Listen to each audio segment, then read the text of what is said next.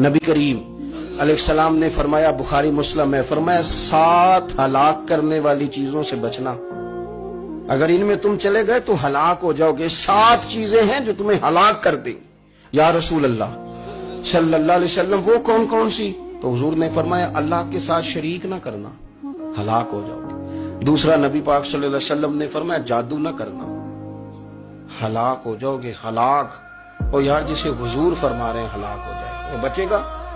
نبی پاک صلی اللہ علیہ وسلم نے تیسرے نمبر پر فرمایا جس شخص کے قتل کرنے کو اللہ نے حرام قرار دیا ہے اسے قتل نہ کرنا، ہلاک ہو جاؤ گے۔ چوتھے نمبر پر رسول پاک علیہ السلام نے فرمایا سود نہ کبھی بھی کھانا، ہلاک ہو جاؤ گے، ہلاک۔ بڑی بڑی دلیلیں دی بینک والوں نے، بڑا سمجھایا تو حاجی صاحب مان گئے، محترم مان گئے، کہنے لگے نہیں جی نہیں وہ کاروبار میں لگاتے ہیں۔ بڑے بھولے والے ہیں، پتہ سارا ہے۔ اور دیکھو سب کاموں کے باوجود مستقل بینکوں میں پیسے اس اکاؤنٹ میں رکھے ہوئے ہیں جہاں سے مستقل سود آتا ہے۔ حضور نے فرمایا نہ کرنا یہ کام۔ تو کہتے میں سود پہ پیسے لے کے کاروبار چمکاؤں گا، تیرے نبی پاک نے تو فرمایا تو ہلاک ہو جائے گا۔ تو کہتا میں میل لگاؤں گا، حضور نے تو فرمایا ہلاکت ہے۔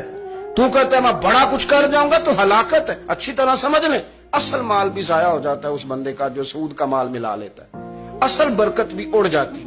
اور میرے نبی پاک صلی اللہ علیہ وسلم نے 5ویں نمبر پہ فرمایا یتیم کا مال نہ کھانا، ہلاک ہو جاؤ گے۔